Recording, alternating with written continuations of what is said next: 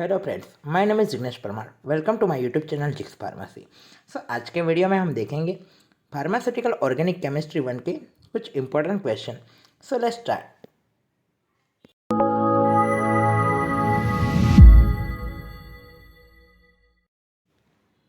चलिए स्टार्ट करने से पहले मैं आपको बता दूं कि मैंने ह्यूमन एनाटॉमी एंड फिजियोलॉजी 2 का इम्पोर्टेंट क्वेश्चंस का वीडियो बना दिया है, जिसके लिंक मैं इधर डिस्क्रिप्शन में रख दूंगा। तो जिन लोगों ने वो वीडियो नहीं देखा वो जाके देख सकते हैं। चलिए स्टार्ट करते हैं आज का वीडियो। तो पहले मॉड्यूल का फर्स्ट क्वेश्चन है, write note on structural isomerisms in organic compounds. IMP question every time paper में होता है क्वेश्चन। उसके बाद सेकंड क्वेश्चन है, write all possible isomers of C4H8 and name them by UPSC system. मतलब कि ऐसे टाइप का क्वेश्चंस भी पूछा जा सकता है GTU के क्वेश्चन पेपर में, इसलिए यहाँ पे रखें। उसके बाद थर्ड क्वेश्चन है, explain classification of organic compounds with examples. Most IMP question, मतलब ये भी आ सकता है क्वेश्चंस में कि आपको क्लासिफिकेशन शायद पूछ लिया जाए। उसके बाद 4 नंबर क्वेश्चन है, draw the structure of the following. मतलब कि ज़्यादातर क्वेश्चन, मतलब कि ऑर्गेनिक केमिस्ट्री के पेपर में एक क्वेश्चन देखने को मिलते हैं कि आपको क्या करेंगे, IUPAC नाम दे दिए जाएंगे या फिर सिंपल कोई भी कंपाउंड का नाम दे दिए जाएंगे, और आपको ऐसे होगा कि स्ट्रक्चर ड्रॉ करना है। 5 या 6 हो गए तो उसके स्ट्रक्चर ड्रॉ करने के लिए आएंगे। और question number 5, give IUPAC name of the following compound. मतलब कि स्ट्रक्चर दे दिए जाएंगे और उसके आपको IUPAC नेम लिखना है, ठीक है। ऐसे क्वेश्चंस आएंगे, आ सकते हैं, ज़्यादातर देखने को मिलते हैं ऐसे क्वेश्चन। आप उसके लिए प्रैक्टिस करके जाइए। और आप अगले प्रीवियस ईयर के क्वेश्चन पेपर देखेंगे GTU के, तो उसमें आपको ऐसे क्वेश्चन देखने को मिल जाएंगे। तो कैसे वो लोग पूछते हैं वो आप देख लीजिए, ठीक है। तो ऐसे वो लोग पूछते हैं, कंपाउंड आपको IUPAC नाम लिखने 5 या 6 होंगे तो वो इजीली हो जाता है, तो उस पर ज़्यादा प्रैक्टिस कीजिए। तो ये था मॉड्यूल 1। अब बात करते हैं मॉड्यूल 2 की। तो मॉड्यूल 2 का पहला क्वेश्चन है, write a note on Markovnikov orientation IMP। Second question, write a note on free radical reaction of alkanes. Third question, differentiate E1 and E2 reaction. Most IMP question, E1 and E2 reaction की differentiate होती है। Give a general methods for the preparation of alkynes. Most IMP question है, भी methods पूछ लिए जाते हैं, general methods, या भी उसके रिएक्शंस भी कभी कभी पूछ लिए जाते हैं। उसके बाद right a note on dials Elder reaction with example. Most IMP question कहूँगा, क्योंकि डायल्स एल्डर रिएक्शन आपको एवरी टाइम पेपर में देखने को मिलेगा। उसके बाद 6 क्वेश्चन की मैं बात करूँ तो, give the use of paraffin, discuss about stability of conjugated dance. Most IMP question.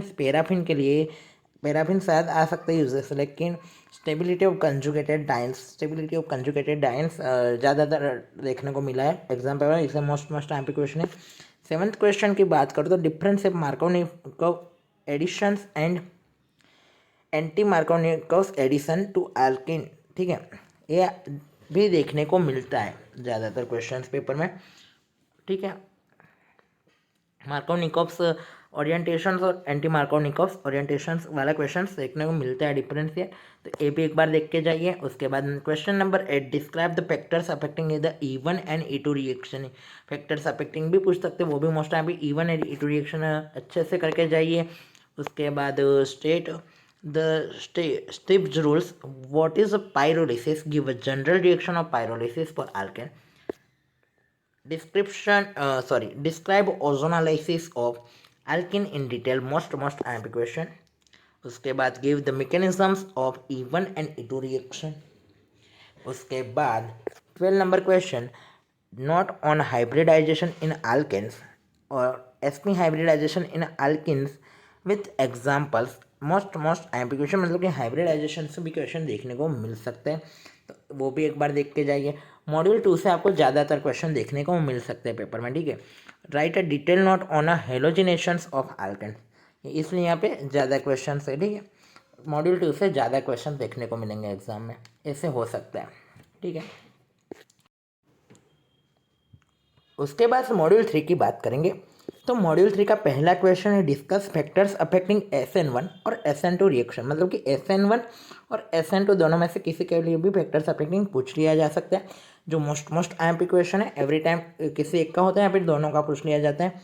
उसके बाद सेकंड क्वेश्चन है give qualitative test of alcohols, give a structure and use of ethyl alcohol and glycerol.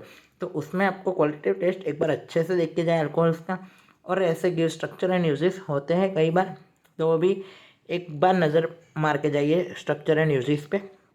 उसके बाद third question है explain in detail about Grignard reaction for the synthesis of alkanes and alcohols. Most IMP question होगा। Grignard reaction every time question paper में देखने को मिलता है, इस बार भी शायद आपको क्वेश्चन पेपर में ग्रिग्नार रिएक्शन देखने को मिल सकता है। ग्रिग्नार रिएक्शन एक बार पूरा अच्छे से करके जाइए। Question number 4 right a short notes on SN1 और SN2 reaction in detail. SN1 और SN2 की रिएक्शन डिटेल में पूछ ली जाती है, ठीक है। SN1 की भी पूछ ली है, SN2 की, दोनों की कंबाइन करके पूछ ली जाती है। उसके बाद fifth question explain method for synthesis of alkyl halides. Most IMP alkyl halides के मेथड्स पूछ सकते हैं सिंथेसिस के। उसके बाद 6 number question discuss classification of alcohols, what happens when they are dehydrogenated कैटालिटिकली।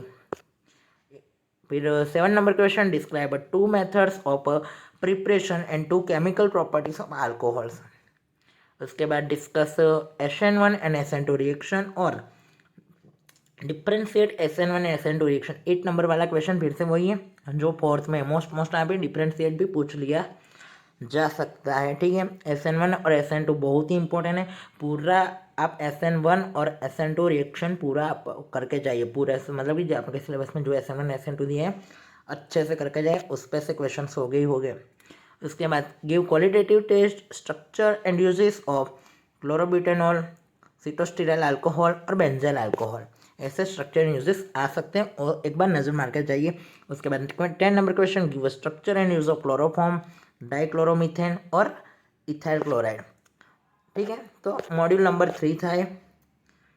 Module number 3 की बात की हमने, तो मॉड्यूल नंबर 3 में क्या होता है, मॉड्यूल नंबर 3 और 2 में से आपको ज़्यादा क्वेश्चन देखने को मिल सकते हैं, ठीक है। तो अब बात करते हैं मॉड्यूल 4 की। मॉड्यूल 3 में आपको ध्यान रखना है SN1 और SN2 पूरा कंप्लीट करके जाइए। अब बात करते हैं मॉड्यूल 4 की। तो मॉड्यूल 4 का फर्स्ट क्वेश्चन है right with mechanisms aldol and cross aldol condensation. Most IMP question है, एवरी टाइम क्वेश्चन पेपर में देखने को मिलेगा। aldol एंड क्रॉस aldol इस बार भी आ सकते हैं।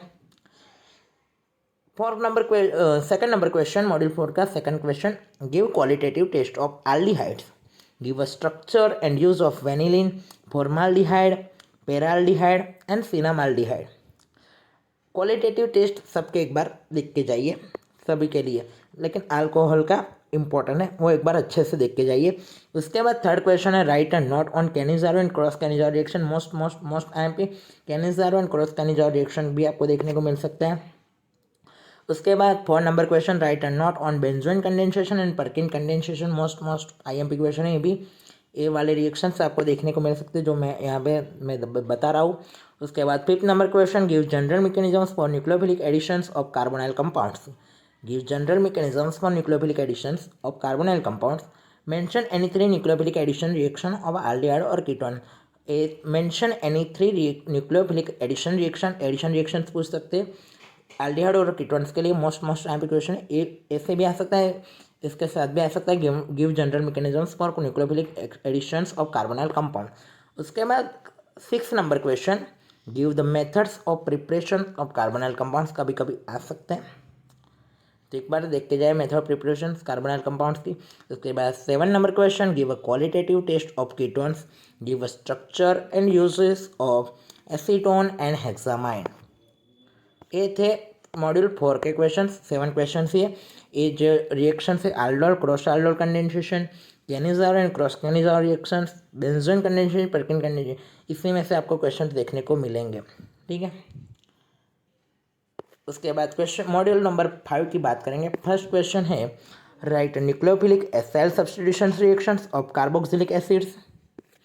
Second question give a general method for the preparation and reaction of aliphatic amines और अमाइंस एलिफेटिक अमाइंस और एमाइंस के लिए जनरल मेथड्स ऑफ प्रिपरेशन पूछ सकते हैं। Most time question every time paper में देखने को मिलती है ये वाली, आपको मेथड ऑफ प्रिपरेशन करके जानी है उसकी।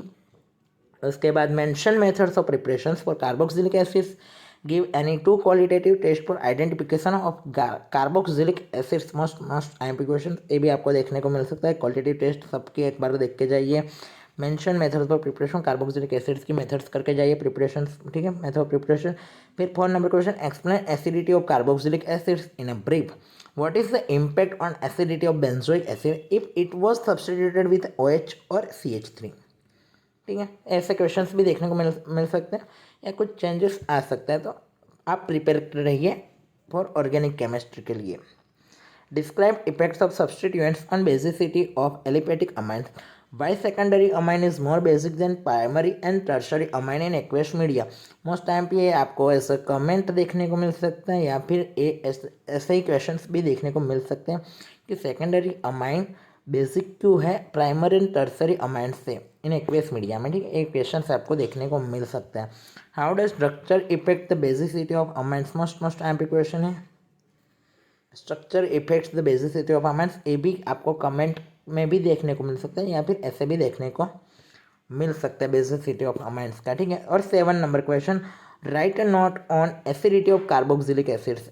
कार्बोक्सिलिक एसिड्स की राइट अ नोट। और उसके बाद give a structure and uses of citric acid and methyl salicylates. Structure and uses कई बार देखने को पेपर में मिलते हैं, तो स्ट्रक्चर एंड यूजेस पे एक बार नज़र मार के जाइए अच्छे से, तो वो क्वेश्चंस के पास या 6 मार्क्स आएंगे।